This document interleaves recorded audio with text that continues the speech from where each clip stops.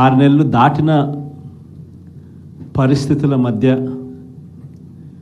మళ్ళీ పార్టీని మనం సమాయత్తం చేసే దిశగా అడుగులు వేస్తూ ఈరోజు అందరం కూడా ఇక్కడ కలుస్తా ఉన్నాం. ప్రజలందరూ కూడా ఈరోజు నిలదీసే పరిస్థితిలోకి ప్రజలంతా వస్తూ ఉన్నారు.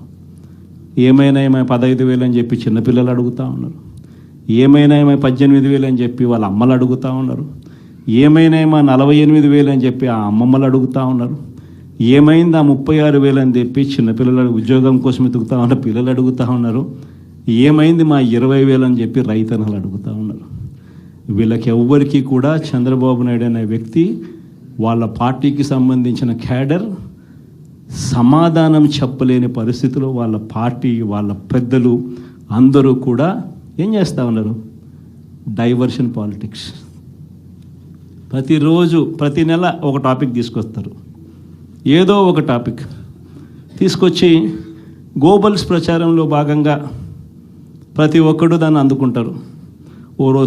ఓసారి తిరుపతి లడ్డు అంటారు, ఇంకొకసారి జూన్లో ఋషికొండ భవనాలు అన్నారు, జూలైలో శ్వేతపత్రాలు మదనపల్లి ఫైల్స్ అన్నారు, ఆగస్టులో ముంబై నటి నా పేరేం పేరు కాదాంబరి అన్నాడు, సెప్టెంబర్లో ప్రకాశం బ్యారేజ్ని బోట్లతో ఢీకొట్టి గేట్లను పడగొట్టాలని చెప్పి మనం ప్లాన్ చేసినామని అంటాడు. అక్టోబర్లో సరే ఇంకా ఎట్టాగ మీరు అంతా చూశారు, నా కుటుంబాన్ని తీసుకొచ్చినాడు. నవంబర్కి వచ్చేసరికి బడ్జెట్పై దృష్టి మళ్లించడానికి 14 లక్షల కోట్ల అప్పులు అని చెప్పి, డిసెంబర్లోకి వచ్చేసరికి ఇప్పుడు కొత్తగా మీరు అంతా మనం చూస్తూ ఉన్నాం రేషన్ బియ్యం అంటానండి. ఇప్పుడు కొత్తగా కనిపిస్తూ ఉందా రేషన్ బియ్యం అని చెప్పి. ఇప్పుడు నాకు నిజంగా ఆశ్చర్యం అనిపిస్తుంది ఆ రేషన్ బియ్యం కథలీలు చెప్తా ఉన్నప్పుడు. ప్రభుత్వంలో ఎవరున్నారు అని, ప్రభుత్వంలో మనం ఉన్నామా, ప్రభుత్వంలో వాళ్ళు ఉన్నారా అని నాకు అర్థం కాల.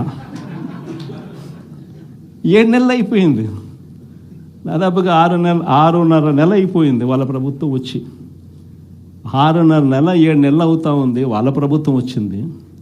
ఎమ్మెల్యేలు వాళ్ళు, మంత్రులు వాళ్ళు, కలెక్టర్లు వాళ్ళు, జాయింట్ కలెక్టర్లు వాళ్ళు, పోలీసులు వాళ్ళు, ఎంఆర్ఓలు వాళ్ళ అధికారులే, చెక్ పోస్టులు వాళ్ళవి,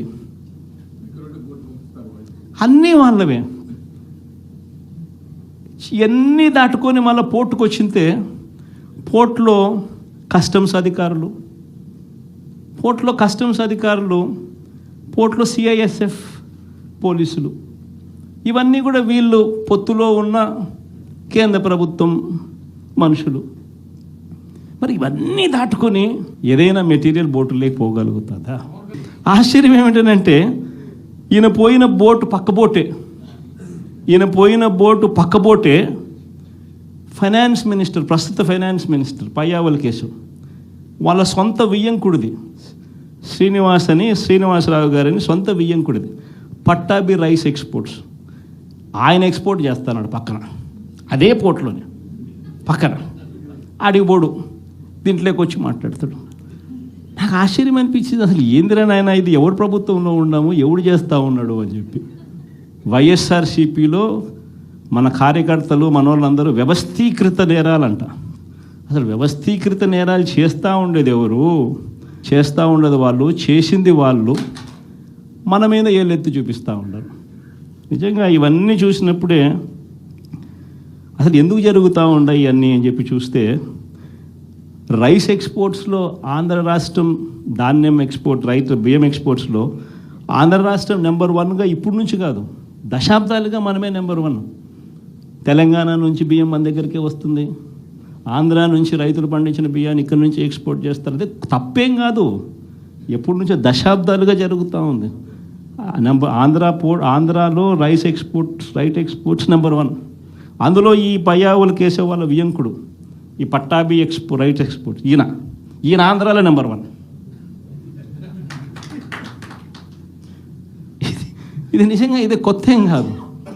ఎందుకనంటే ఇది ఎప్పటి నుంచో జరుగుతూ ఉండేది. బియ్యం అనే రైతులు పండిస్తూ ఉన్నారు, రైతులకు గిట్టుబాటు ధర రావాలి, రైతులకు మంచి రేటు రావాలి అని అంటే ఎక్స్ట్రా పండించిందంతా రైతులు ఎక్స్పోర్ట్ చేసుకుంటూ ఉండే సాంప్రదాయం ఎప్పటి నుంచో జరుగుతూ ఉంది.